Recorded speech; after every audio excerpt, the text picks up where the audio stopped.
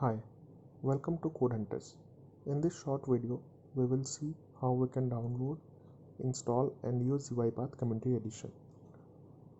To download, you need to launch your favorite browser and navigate to uipath.com/start trial. I will provide the link in the description below. This will redirect you to the login page. Log into your UiPath platform account. You will need to create an account if you do not have one yet. You can also use your social media accounts to log in. I already have an account, so I will go ahead and log in.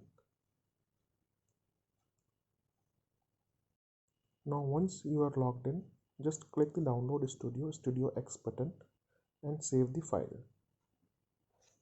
I already have the downloaded file, so I will go ahead and cancel it.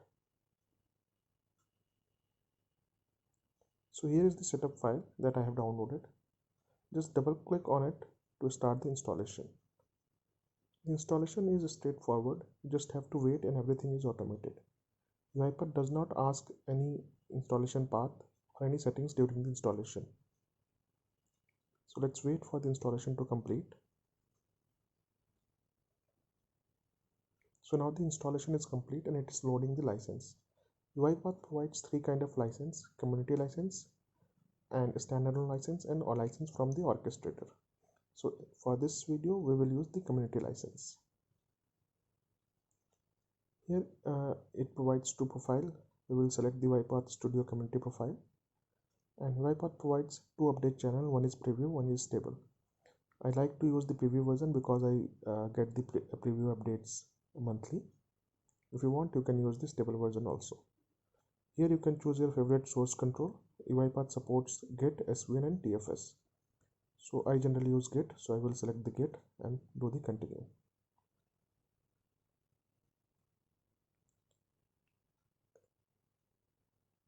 And done. The installation is now complete and UiPath is launched.